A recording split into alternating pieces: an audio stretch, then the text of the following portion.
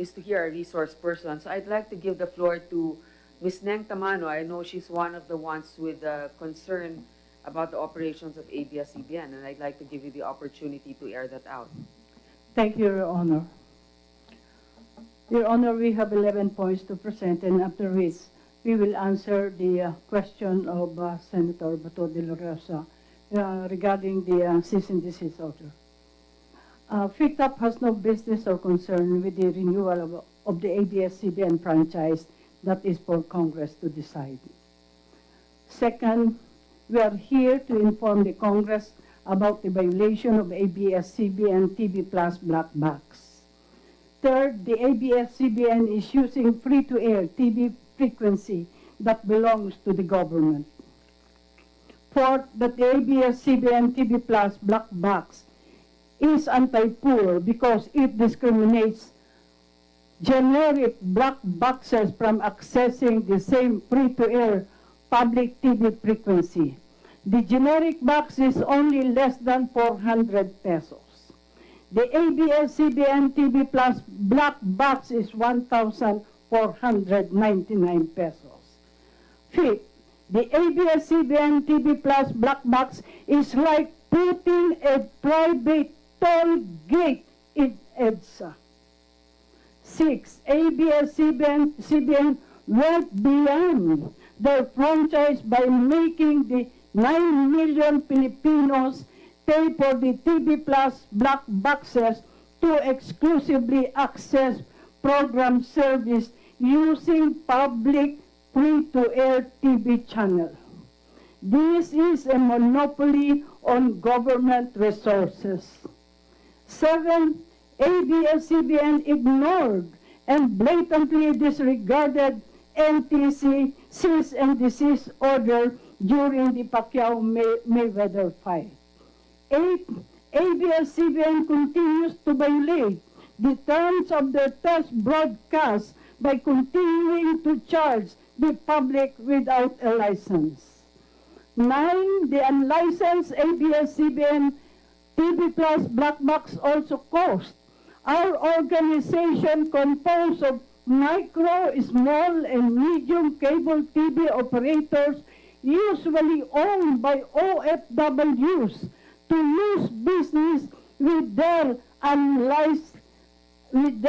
unlicensed activities.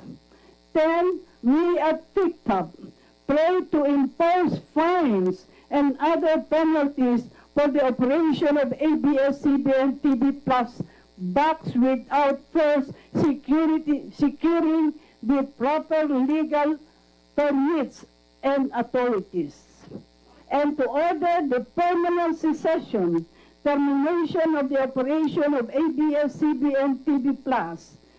Lastly, we submit our opposition to the ABS-CBN franchise for the violation of free public service as the franchise should embody. Thank you, ma'am. So cancel agad ang recommendation ninyo. Yes. Okay. Another one? Yeah. Answer to Senator Bato, please. Yes, good afternoon, Your Honors. Ito po yung paliwanag ko lang yung kung saan nanggaling yung nagsimula, yung pang opposition namin dito.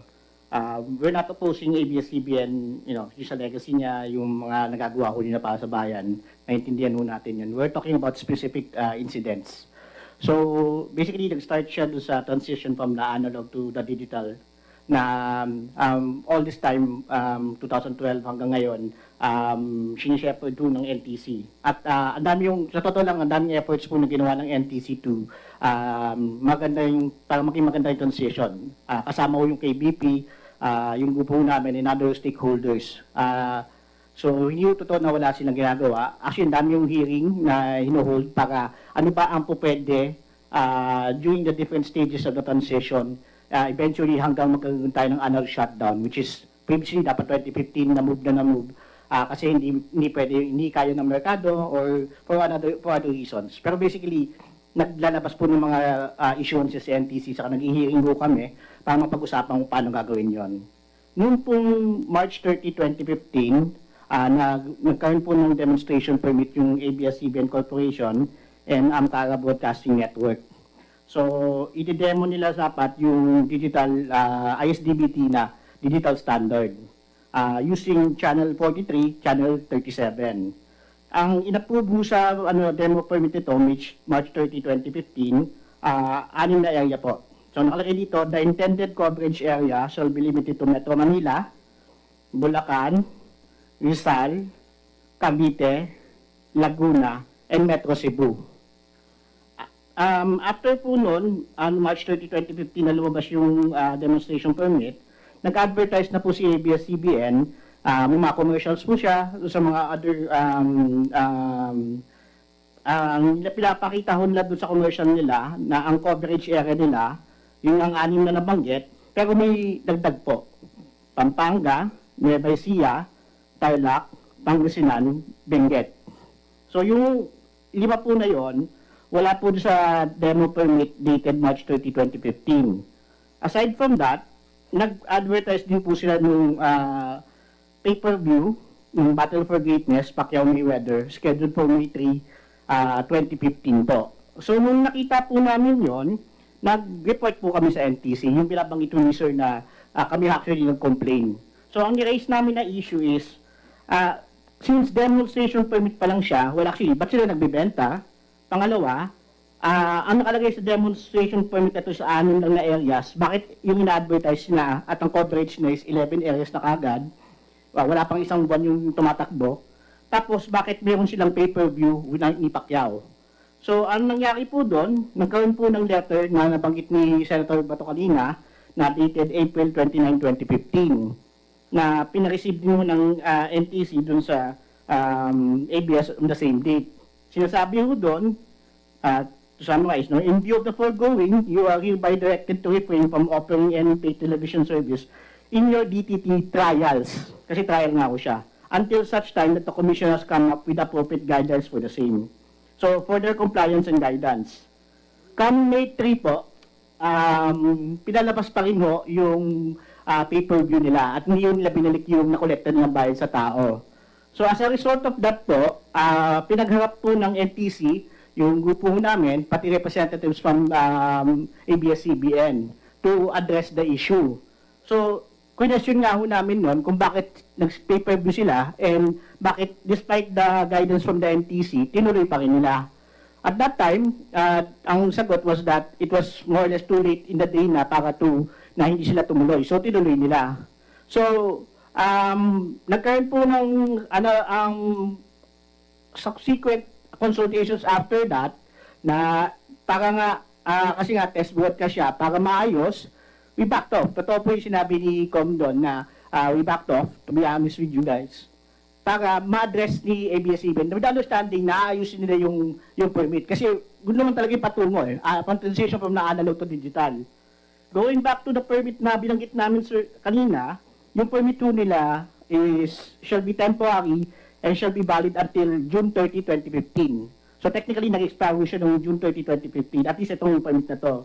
Nakalagay din dito na the equipment to be used shall be subject to re-export upon completion of the test and evaluation period.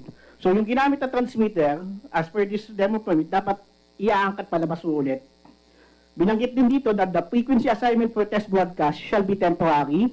Binanggit din noon that the temporary permit does not confer any vested right or interest on the grantee thereof.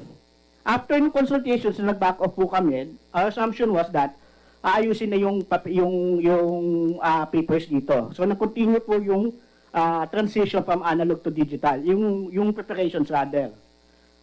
May nabanggit po kanina na itong opinion from the Honorable DOJ, it's dated June 11, 2018. In the first place, that was 3 years after the incident na kinocomplain namin.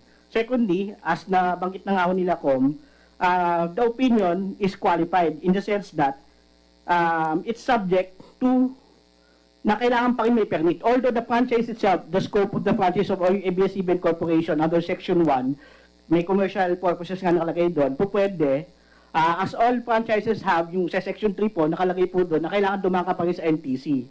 So, kailangan mo ng specific permit. Ganon din po ang implication nung sa DOJ opinion na dated June 11, 2018.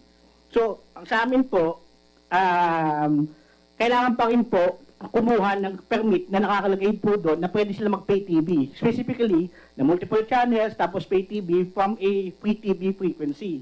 Okay, thank you, sir. I think that Attorney Cordova is familiar with the case. Yes, ma'am. Okay? I'd like your reaction. Attorney, di ba yan naman talaga yung pinag-uusapan natin na may possible violation, pero humingi naman sila ng opinion ng DOJ, yun lang IRR talaga yung iniintay, di ba? Actually, Your Honor, so if you would look at the DOJ opinion says pwede po siya, but in a way po may violation po rin sila because wala naman po yung implementing rules and regulations dahil po gagawin pa po namin dahil may ka-clarify pa po na part ng opinion. So in a way there's a violation because they continued without that permit But and without going the back to IRR. what you said earlier, Yes. which was also stressed by Senator Drilon, 200 pesos ang penalty sa ngayon. Actually po, if you would look at the law, yun po ang the Public Service Act of 1936 ay still 200 pesos per violation po. Oo. So, ganito, yung cable operators, meron din kayong sariling generic box, di ba? Doon sa generic box ninyo, nagcha-charge kayo doon. Kasi ang ABS, doon sa kanilang mahiwagang black box, 30 pesos ang sinisingil nila monthly. Am I correct here? Hindi po monthly. Yung 12 channels na nakukuha po sa TV Plus, libre po lahat. Yung KBO is 30 pesos for a weekend po. Okay.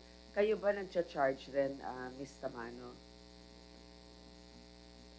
Hindi ho lahat. Yung lang malalaking cable TV company nag-charge ng box kung gusto nilang maliwanag yung kanilang reception. So pareho rin. Meron din mga Oo. binabayaran. Pero 90% ng cable operators walang digital box.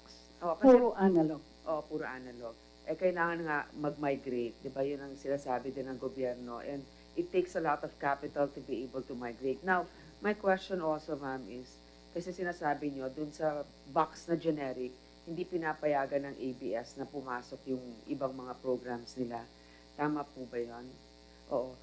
Pero yung free TV naman, nakukuha ninyo. Di ba? Dun sa box na yun. Free TV, yes. Oo. Kasi proprietary rin eh. Siyempre, sila yung gumasta para magawa yung content na yon. Halimbawa, sabihin natin kung ano yung mga channels nila. Pero if they should allow the free TV to get in. So, kasama doon ang sine mo. Is sine mo accessible? Pa po, hindi pa po, Madam Chair. But it should be, right? Ah, Is it free TV or not? Cable ba yon? siguro po we can consult with NTC kung kasama po yan sa must carry po. We haven't had that discussion yet. This is something that we need to, if there's anything we need to consider here, kunyari, sabihin, shut down ABS CBN, the frequency will be returned to the government. Sure, there will be other companies that might be able to take over. They might have the capital to be able to come up with a company, but remember, content is something that's the lifeblood of the media company. Hindi kasama ang content necessarily, hindi kasama ang content sa frequency. So kung sino man ang kukuha niyan, kung wala rin naman ipapalabas, wala rin naman baliwala. Wala rin kikitain.